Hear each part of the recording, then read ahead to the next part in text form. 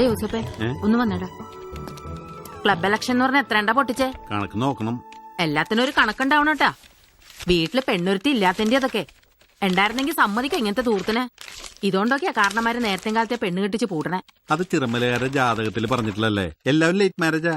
പ്രാഞ്ചേട്ട അപ്പം കെട്ടിയതേ 45 വയസ്സിലാ. മേരിച്ചെടുത്തേ ആ കാര്യമായിട്ട് സ്കൂളിൽ ആന്റണി മാഷം കിട്ടുന്ന അകത്തുണ്ട്. അതും എന്തോ പിരിവാട്ടാ. അപ്പൊ മാഷ് ഇക്കൊല്ലം റിട്ടയർ ആവും. ഞാൻ നമ്മളെ കാര്യാട്ടൊരു സ്കൂളിൽ വരുമ്പോ നീ 10ലാ. ഇറങ്ങിപ്പോണ ഈ വർഷം പല പല പദ്ധതികളാണോ മനസ്സിലുള്ളത്. അതിലേറ്റവും ഇമ്പോർട്ടൻസ് ഉള്ള വിഷയ നമ്മളെ കുട്ടികളുടെ മെഡിക്കൽ ഇൻഷുറൻസ്. ഇക്കൊല്ലം കുട്ടികളുടെ എല്ലാ ചികിത്സ ചെലവും സ്കൂൾ അങ്ങോട്ട് നടത്തും.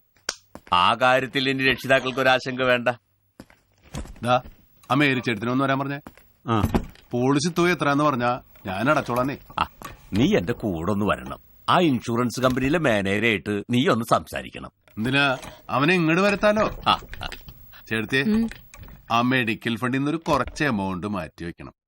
സ്കൂളിലെ കുട്ടികളുടെ ഒരു ഇൻഷുറൻസിന്റെ കാര്യം. ആ വകയില് ഈ വർഷം ഇനി ഫണ്ടൊന്നും ഇല്ല. 4 ആൾക്ക് ഹാർട്ട് ഓപ്പറേഷൻ നടത്തിയില്ലേ. കൈസഹായിട്ട് ഒരു തുക വേറെയും. കൊഴപ്പില്ലെന്നേ, ചെറിയ കിടാങ്ങളുടെ കാര്യത്തിനല്ലേ. എല്ലാം കൂടി നിന്റെ തലയിലേക്ക് അങ്ങോട്ട് കെട്ടിവെക്കാനല്ല ഞാൻ വന്നേ. നീയും കൂടി ഒന്നും ഇറങ്ങിയാ നമുക്ക് ആവശ്യമുള്ള തുക പിരിച്ചെടുക്കാം.